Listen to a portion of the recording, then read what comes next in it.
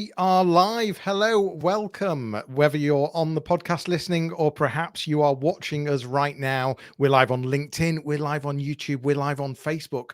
Welcome to another episode of the Johnny Ross Fractional CMO podcast, where we dive deep into the cutting edge of the world of marketing. Today, we're opening the doors to the realm of experiential marketing with a true industry pioneer, Brook J. How are you, Brook? I'm great. Thank you. Hi, Johnny. You're joining us from Chicago. I'm really pleased that you're here.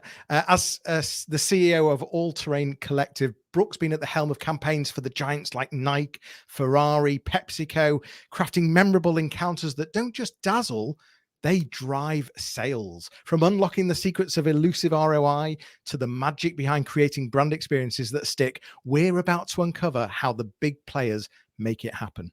So if you've ever wondered how experiences can translate into tangible results, or how to forge connections that convert fleeting interactions into lasting brand loyalty, stay tuned. This one's a game changer. Let's dive in.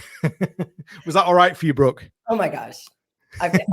Every minute. I was on the verge of my seat and we're talking about me. So let's do this. I want to dive into the sort of secrets to measuring ROI in experiential marketing. And I was wondering, it's often seen as a hard to measure space. So how has All Terrain tackled this perception, and what's your secret to capturing that elusive ROI? Yeah. A lot of our clients, or just in general clients that look to experiential, come to us with some very narrow KPIs like social media impressions and earned media, which are wonderful, but they're hard to track back to sales directly.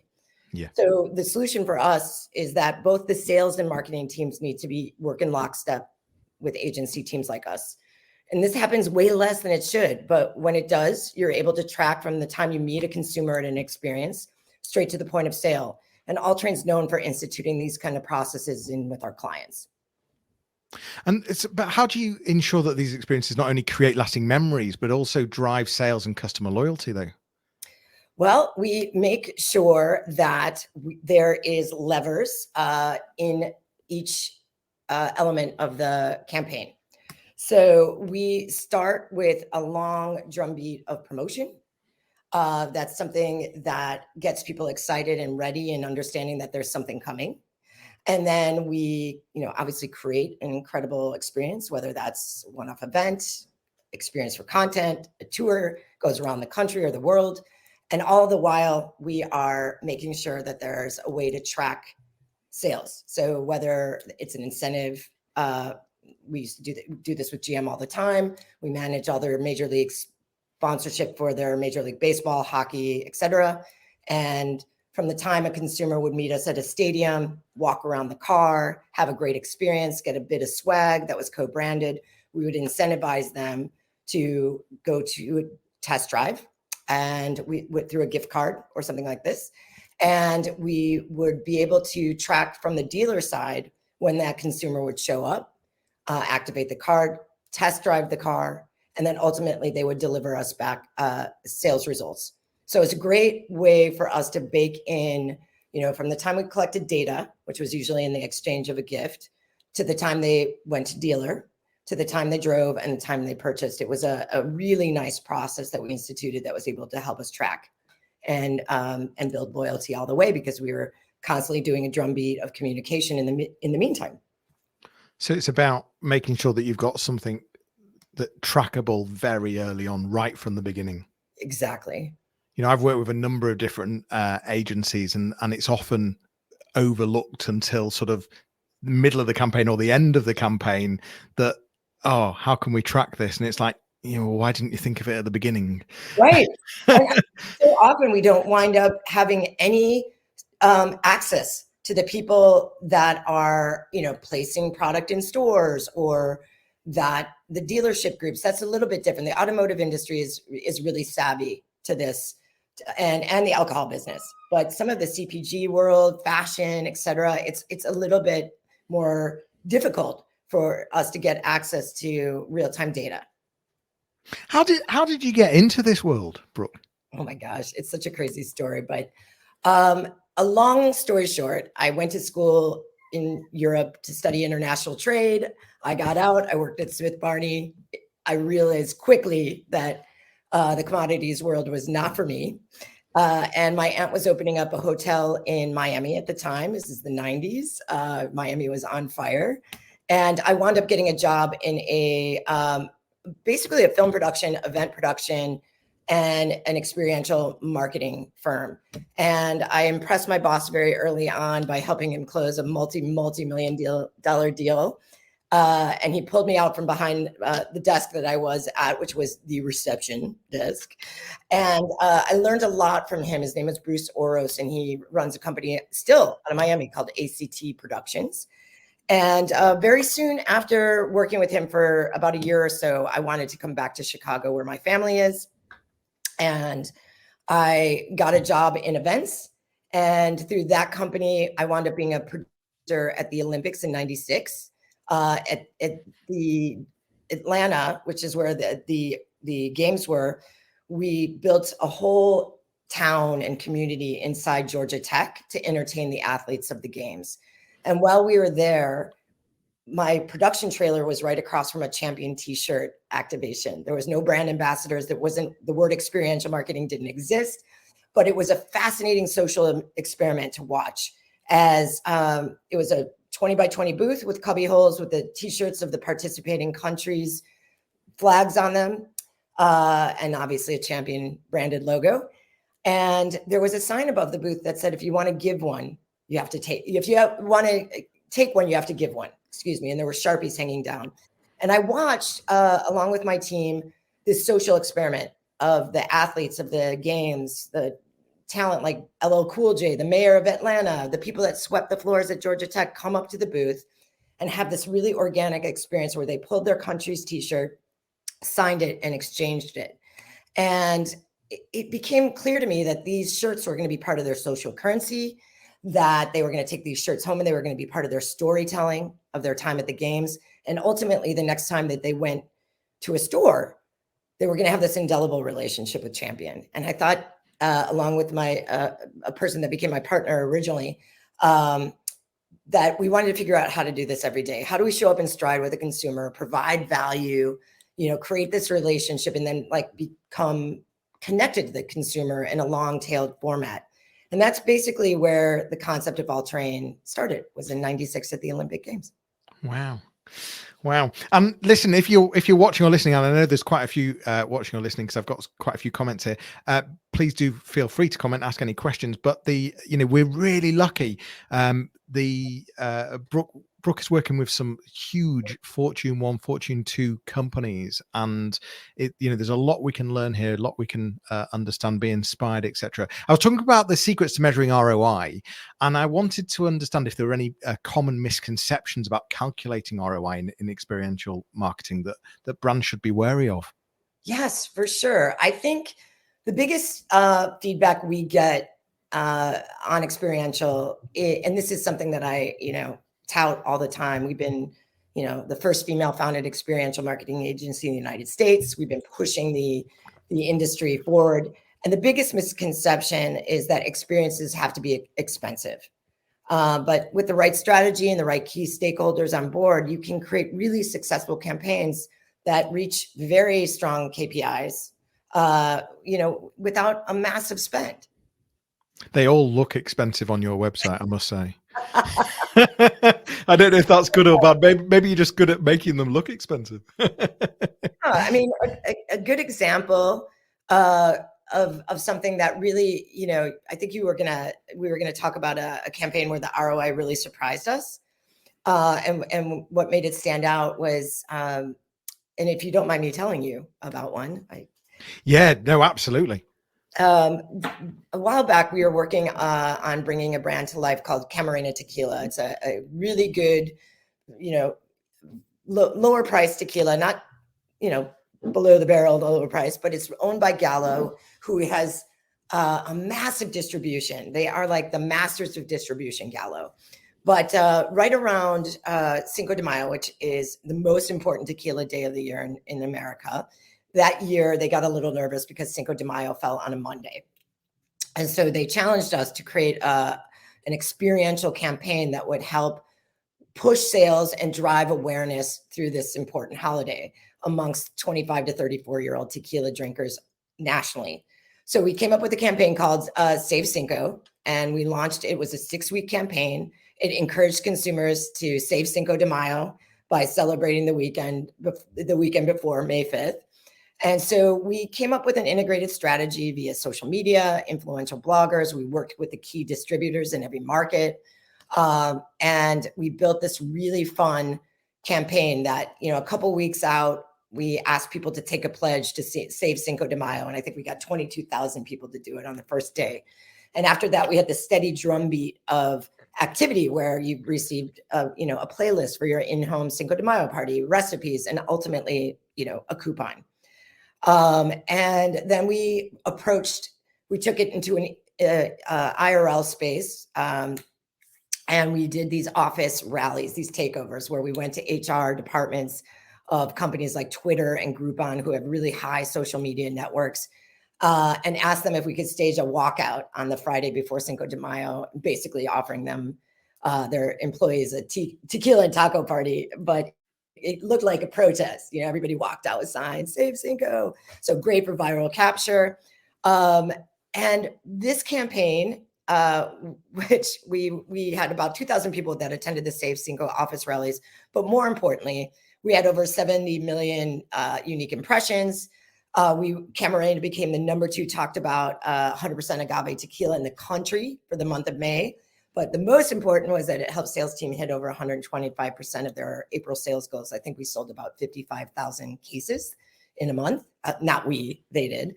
But the whole campaign, I want to tell you, is like under 150K.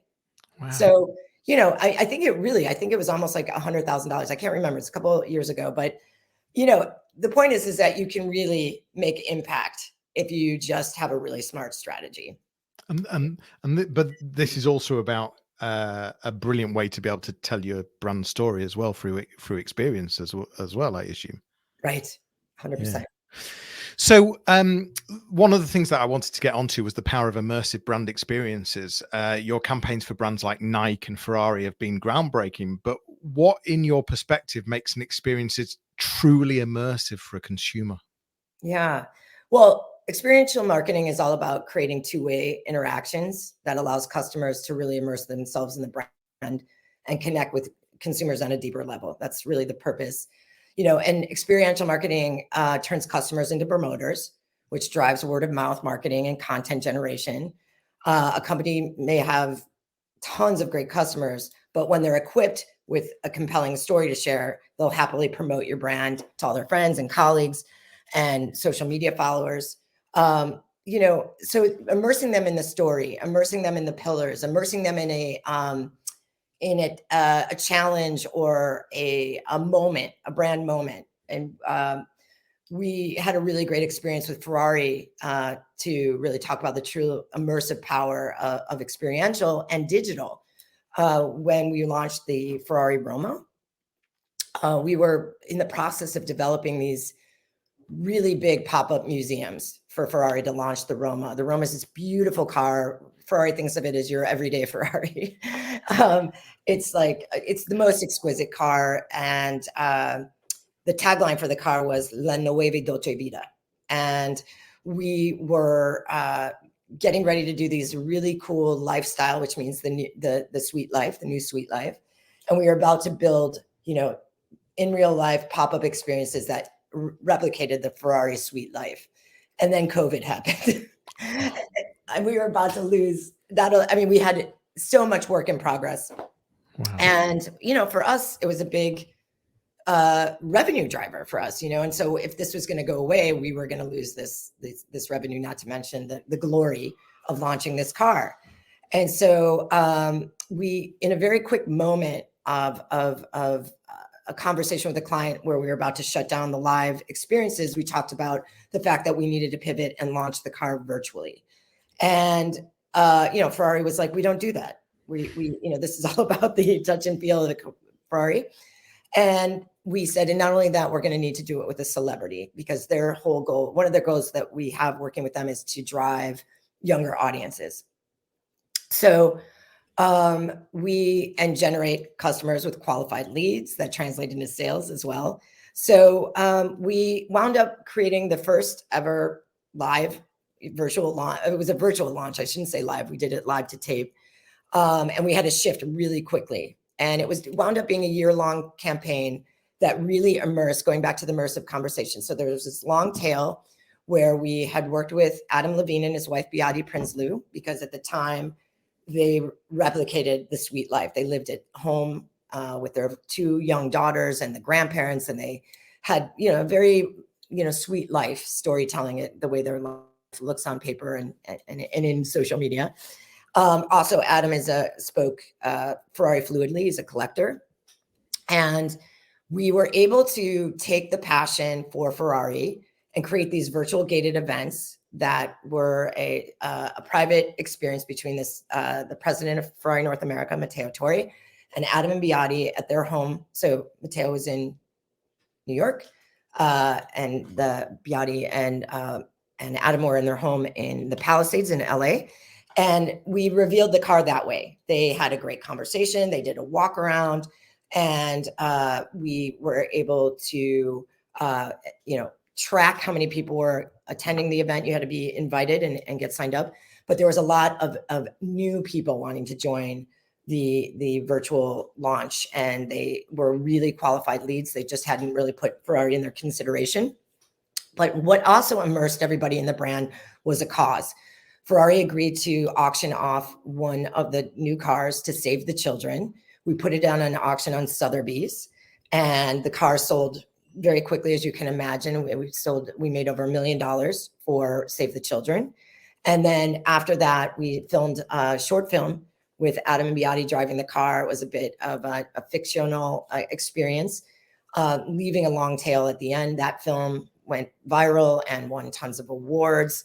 And the idea is that, going back to your question about what makes an experience truly immersive, is like people felt part of it.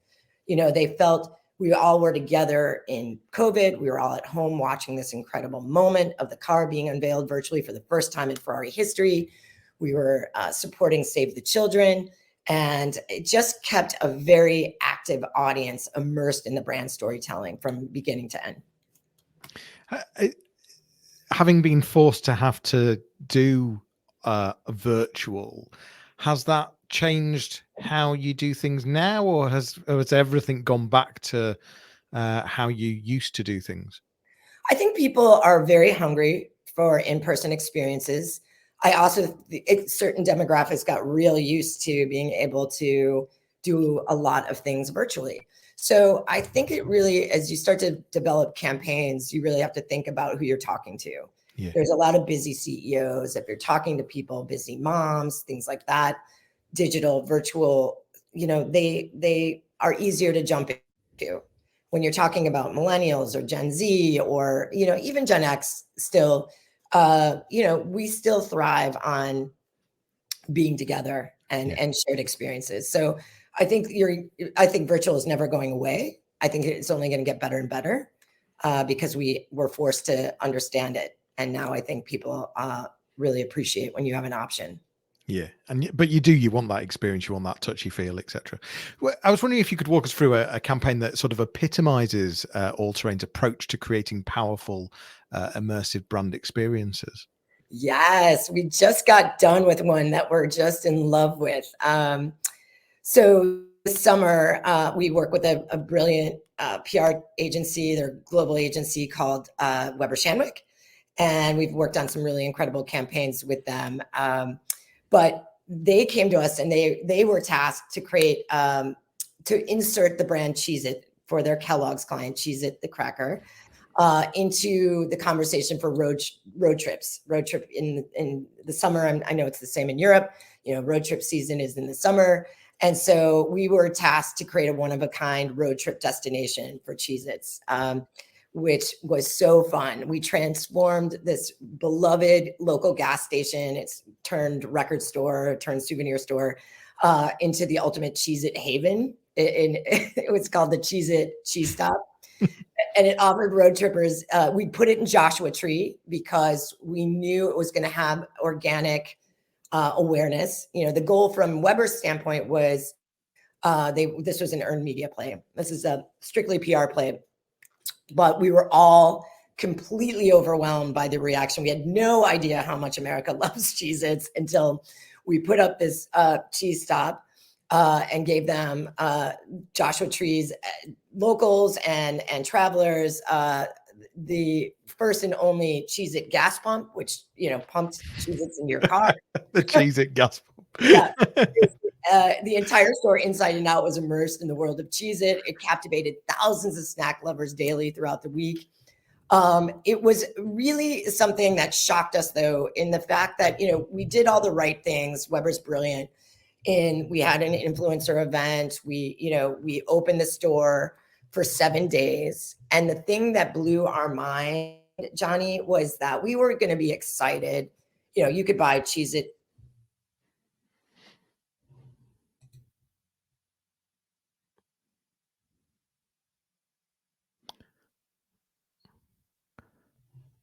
Have we lost Brook?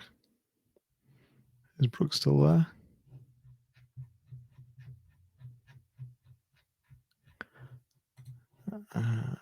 Garnered massive online exposure. There was over 1,000 media placements. We had about 2,000 people a day standing in line to get into this experience. It blew our mind. And they would wait in long lines to get in. And then we sold out of merchandise every day. Wow. I'm not sure if we're having a little internet issue here, but I certainly heard that there was a lot of Cheez-It, more than you expected. Just going to double check that we've still got Brook. I think, yeah, I'm not seeing a problem at this end, but listen, thanks for still being here. Thanks for listening. And we're just hearing Brook. Brook, you're back. You can hear me okay? We may have lost you for a second then. I'm not sure if there was a connection issue. No, I'm so sorry. Where did I lose out? Was I talking about Cheez-It? Well, I think you were talking about Cheez-It, and I'd laughed about the gas attendant part. Yes. And then, but I think we did miss a minute. So just see if you can rewind and just. I don't know if it's it's not your fault. It's the internet. Okay. Well, I was just remarking that the question was, that epitomizes our approach to creating immersive experiences: the attention to detail, the promotion, but of the pre-promotion of this event.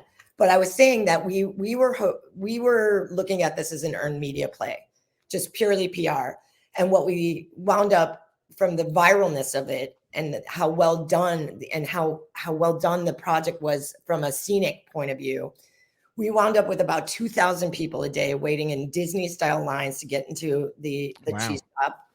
And we sold out of merchandise every day. Wow. I'm telling you about our Cheez-It slides and our Cheez-It shot glass, anything you would find in a roadside stop, we made with a Cheez-It theme, postcards, and obviously we sold Cheez-Its. But it was an incredible testimony to the power of that brand, but also the viralness of the experience and how appreciative everybody was of this kind of one-of-a-kind moment that we had created. And, I was saying that it hit over 1 billion impressions. We had over thousands of media placements. And, it surpassed everybody's expectations. And it's still one of the most talked about experiences when I bring it up at a coffee or a cocktail party. Everyone's like, that was you. Oh my God. Let's love retweet that. What's going, So it's fun. That's the power of an immersive experience, really. But during these immersive experiences, it's really important that you forge emotional connections that not only give the experience, but also convert as well. Yes. You've mentioned that All Terrain operates like a sort of cultural anthropologist. How does this deep understanding of consumer behavior play into creating strong emotional connections? Yeah. Well, with experiential marketing and we, we're talking about some of the sexy stuff, but we're also, as I mentioned, we could be sampling you wine in a grocery store, or we could be the people you meet, like I said, at a stadium that's showing you around a car. And so that what we do, we find ourselves in front of consumers of all kinds, almost 365 days a year. So this gives us this very unique insight into how, when, and why consumers will engage with brands. we approach our brand creation through that lens. We're considering how we would want to be marketed to. Consumers are incredibly smart and resourceful these days. They appreciate a brand moment that is authentic, that shows up in stride with them and provides value without asking too much of them. And we found this to be the best way to build long-lasting relationships. It also results in the consumer pursuing the brand rather than the brand chasing the consumer. But it must also be difficult to stand out, because whilst you've got the in-person experience, you must be doing quite a large digital campaign as well. So how do you make sure that the experiential campaigns stand out and resonate on a deeper emotional level? It's a good question. Fully integrated campaigns that start with the key stakeholders getting aligned around the KPIs. So co-creating the campaigns with from the area of expertise inside every organization. So, one of the things I complain about a lot is that experientials like the redheaded stepchild, we get invited to the table late in the game. I'm always pushing for people and for agencies in our industry to get at the brand planning table early on. Is that what happens? That it's thought about afterwards? It is. It's usually, there's the big signature campaign, the overarching brand campaign, and then how's that campaign going to be utilized across digital, social, and then and shopper, which we are also shopper. But it's like the trickle down of Yeah. I know a great ad campaign. It's really hard to capture the attention of consumers now. We have 8 seconds of potential concentration. Takes 7 times for them to see a brand ad for them to actually resonate. So really, the experiential component is where the stickiness happens. It's where they really get up close and personal with the brand, and it shows up in a relevant way. But that only happens when we are allowed to get at the table early. The campaign timeline should include, like I keep saying this, a long tail campaign ramp up so people get ready. They know that, there's a saying when you're about to present, tell them what you're going to tell them what you told them. And this is the same with, any sort of campaign launch. Is like you get everybody really excited that something's coming, you do the something, and then you have to keep showing back up in a steady drumbeat of activity after the main campaign launch so that the community stays engaged and keeps supporting the brand. Yeah, you've got to make the most out of it as well, especially if you've invested. So I guess the big key message is, if you're a brand manager or a CMO listening right now, make sure you think about experiential right early on, and make sure it's part of the plan, and don't just sort of leave it till the, should we do that? No, you should do it right at the beginning. This is Johnny. This is everyone. I was wondering if you could share a success story where a casual encounter with a brand led to enduring loyalty, all thanks to the emotional strings pulled during an experience. Yeah. This one's a bit older, but it's still one of my favorites, and it really answers this question. So we were very lucky to be part of the integrated agency team that opened the Cosmopolitan of Las Vegas, which was really a lifestyle brand that changed the trajectory of hospitality in Vegas in 2010, 2011. And, we did all kinds of crazy things to open the Cosmopolitan and drive awareness and drive data. They really started from scratch. And so once the Cosmopolitan was open and we had done really incredible things, everybody that was involved, I mean, the brand still is a standout as far as a game changer. But the company was owned by Deutsche Bank at the time. And what was happening was you couldn't get a reservation at a restaurant. You couldn't get a room. You couldn't get into the nightclub. But when you walk through the property, nobody was gambling in the casino.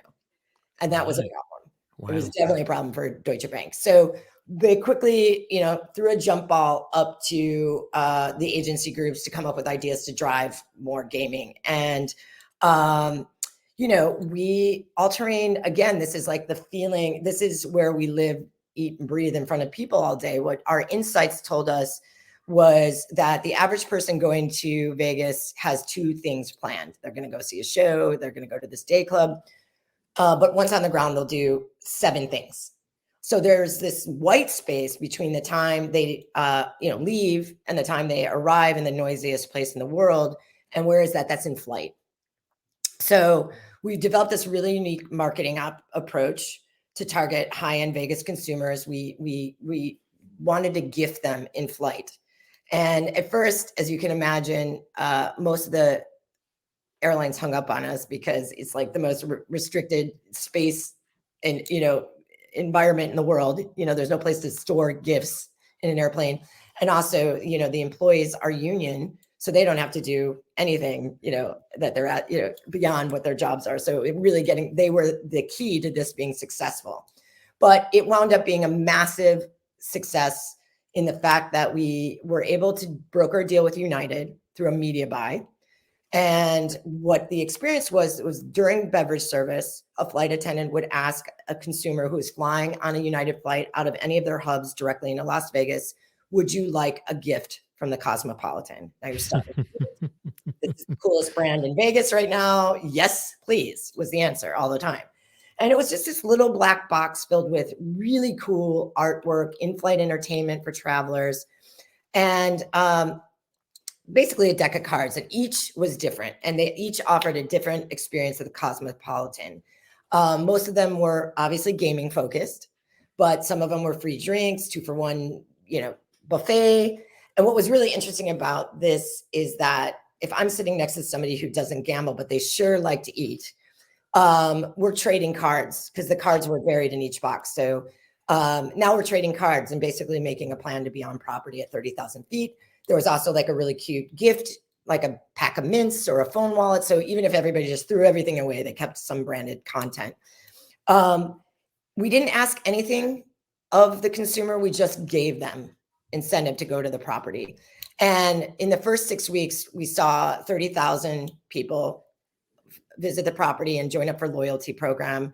That tripled and tripled again every week over week and month over month. The program paid for itself in the first 6 months. We were seeing a redemption rate of 5%, which is very high for an out-of-home ad, which is what this was kind of called. And it was exactly what and then it endured loyalty. I mean, people just kept coming back, and we were able to track that because they had to sign up for the loyalty program to redeem the offer. So anytime they showed back up at the Cosmopolitan, we were able to track, what they were doing, how often they came back. And there was this big emotional attachment to the brand from this offer and this experience that just seemed really exciting and unique. Something that hadn't been done before, which was true. I love that campaign. That is brilliant. I absolutely love it. I love the thought process. I love how you got to it, and the idea of using that in-flight experience on the way is just brilliant. Absolutely brilliant. I love it. What a riveting episode. Brook J of All Terrain, she's unraveled the complexities of experiential marketing, the ROI. Brook, your agency website is allterrain.net. Have I got that right? That is correct. And where do you hang out online? Perhaps, a brand manager from, a big fortune company is thinking, I need to speak to Brook. Where do you hang out? What's the best way to contact you? LinkedIn. I love LinkedIn. I'm sorry. I am an avid linker. Me too. I know you are. You dominate LinkedIn, Johnny. Well, we'll dominate it together. I'd love that. So LinkedIn is the answer. Please do reach out to Brook if you want to have a chat. But yeah, what a riveting episode. We've dived deep in, dissected the strategies and the trends and the sort of the magical goings on behind impactful campaigns. You've tuned into Cracking the Code of Experiential Marketing, ROI. Brook, thank you so much. This has been really brilliant. I really welcome the time that you spent with us, and thanks so much indeed. I hope this has been all right for you. It's been great. I really enjoyed it. Thank you so much, Johnny. We'll speak again. For now, thanks for listening. Thanks for watching. Please do hit that subscribe button. You've been watching Johnny Ross, Fractional CMO. We shall see you soon. Take care.